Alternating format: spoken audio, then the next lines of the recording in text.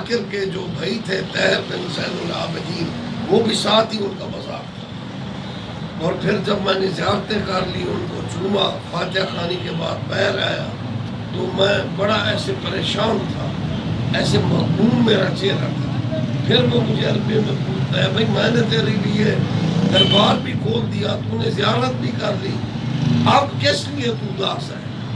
پھر میں نے سرد آنکھ کھینچی اور میں نے کہا اشتیاق فی المزید، یہ اشتیاق بہت زیادہ ہے۔ پھر اس نے سرد آنکھ کھینچی، اس نے کہا یہ محبت کی بات ہے۔ میرے مرشد شاہ سلیمان فرماتے ہیں اسرار محبت را ہر دل نبود قابل، در نیست بہر دریا زر نیست بہر کامل۔ یہ دل چنے ہوئے ہیں۔ اور جو حضرت تھے نا غوث بہاول حق زکریا بوتانی رحمۃ اللہ علیہ، جن کا عرس مبارک شروع ہے، وہ فرماتے ہیں کہ میں قندھار میں پہنچا، قندھار میں وہ ایک بزرگ جو کامل ولی اللہ تھے، وہ رجال الغیب میں تھے یا ابدال تھے، ایک ان کا انفرادیت تھی ان کے مقام میں۔ پھر وہ فرماتے ہیں کہ میں ان کے اشتیاق میں چلا گیا، جس علاقے میں پہنچا قندھار کے، تو وہاں ان کو موجود پایا۔ میں نے ان کو سلام کیا، انہوں نے سلام کا جواب نہ دیا، کوئی التفات نہ برتا۔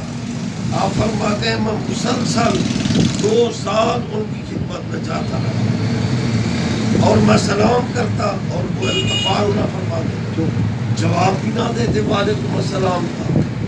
فرماتے ہیں میں پھر بھی جاتا رہا، 2 سال کے بعد آج کا کوئی نام نہاد صوفی ہوتا نا، وہ کہتا ہے یہ مجھے کیا فیض دے گا، یہ تو سلام کا جواب بھی نہیں دیتا۔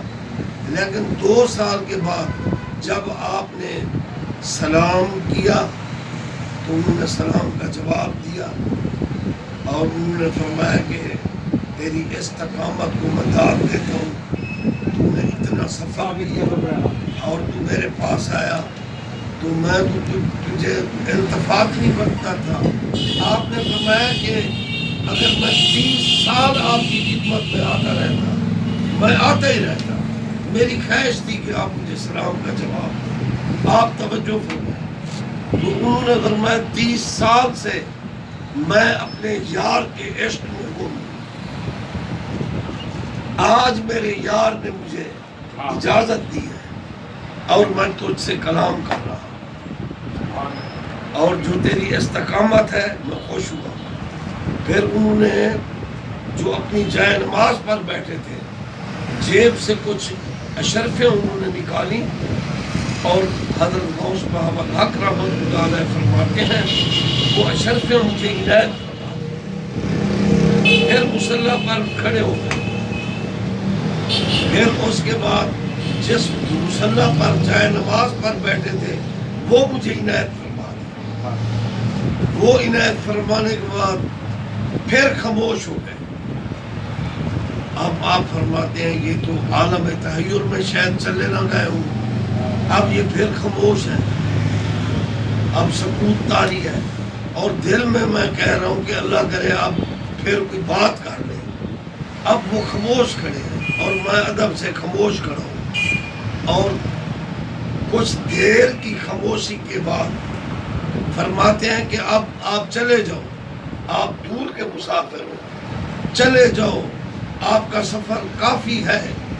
ایسے کہتے ہی فرماتے ہیں کہ وہ میرے نظروں سے